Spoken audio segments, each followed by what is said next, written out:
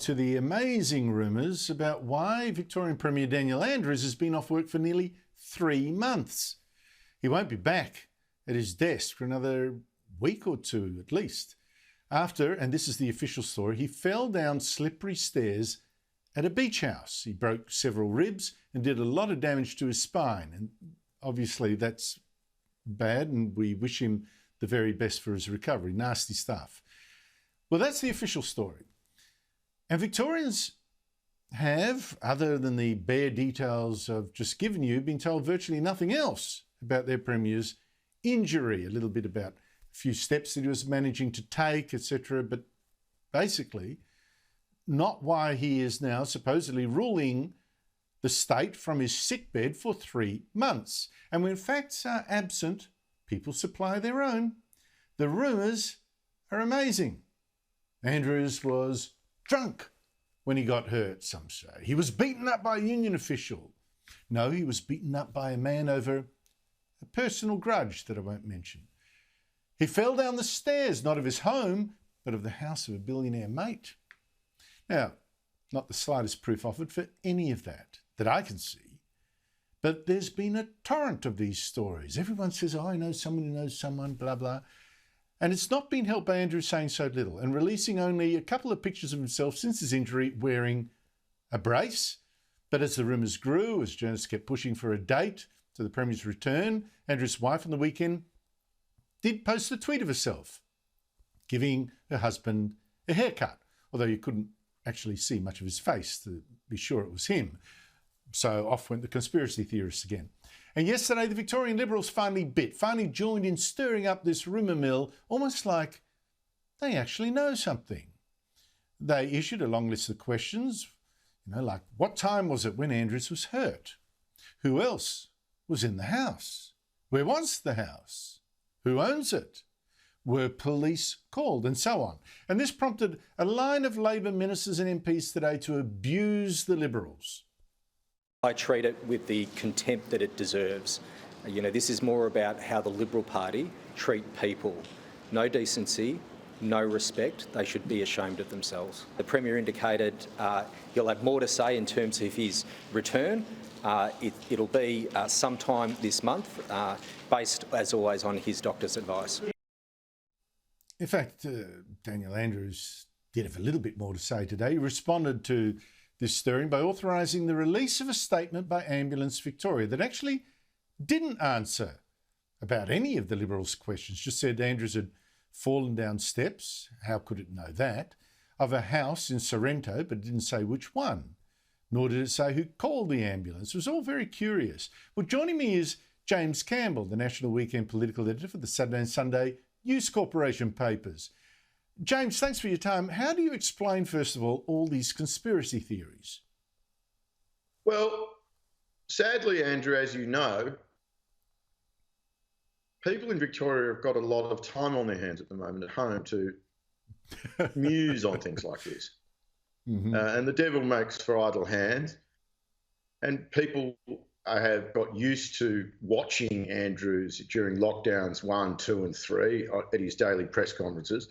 And he's sort of become a large sort of paramount leader in a sort of Soviet style or South Central American dictator who sort of impinges on our lives in every way. So it was unsurprising, really, that when the leader disappeared suddenly, we would all begin to speculate as to what had become of him. But speculate so, to his detriment. That I find easier. Like, he's doing these really bizarre things. There's something sinister here. Now, first of all, what evidence is there for the various conspiracy theories I've rattled through, or what evidence is there, on the other hand, against them? Well, I actually think, before we get to that, you've actually undersold some of the conspiracy theories. At the top end of the range, in the early days, I heard he was actually dead. That was told to me quite confidently. Someone else told me that they had heard he'd tried to kill himself. So that's at the top end of the spectrum. Then we have had acquired brain injury, broken jaw with a wire, wired up. That one flared up this week again. He's all of them involve copious amounts of alcohol and violence perpetrated by billionaires' sons, CFMEU thugs, leaders of large corporations, sometimes in the presence of sporting stars, sometimes not in the presence of sporting stars. Really, if you can think it, someone has. And at this point, I don't know, I'm getting tired of the number of people who either ring or send text messages saying, well, why haven't you reported this? I heard this. I know. I get them too. My friend was there, or my friend knows someone who was there. And there's just a general sort of, people are becoming quite short-tempered at the failure of the lazy and complacent media to report these facts, to which I always send them back an A, B and C. Which one would you like? Which billionaire would you like to have been the perpetrator? How bad would you have liked the injuries to be? And what that speaks to is none of us have any evidence that any of this is true. But I wonder, like, a lot of this has been pushed like a couple of really crazy conspiracy sites, someone who knows someone who knows someone who knows someone, internet, all that kind of stuff. But are Labor MPs also peddling any of this? Not until recently, but to be honest, I had basically consigned this to Liberal fan fiction, and most of the serious people I think in the Liberal Party have as well. I think that what the questions they were asking were just sort of pot stirring, but someone in his government actually said to me a few weeks ago, they rang up and said, look, I was 99.999% certain all this was nonsense, but somebody told me something at the races the other day, and I've come to the conclusion that there might be just a time. And I was sort of like, oh, wow, I don't know where to start. It's not for want of trying that anyone in the media in Melbourne has failed to get any stories like this up. Yeah, but one theory, by the way, was that Andrews fell down the stairs of billionaire Lindsay Fox, also down in the Mornington Peninsula, and that led the Fox family to consider suing for defamation. I don't think they need to be that sensitive, and they decided, well, let it go. No one's going to believe it. But why are the Liberals now asking all these questions yesterday? Because that implies, or at least suggests to me, that they think they know something. Whether they do or not, I have no idea, but they seem to think they must be onto something here. Well, you'd hope so. But with this mob, you can't be sure, I'm afraid.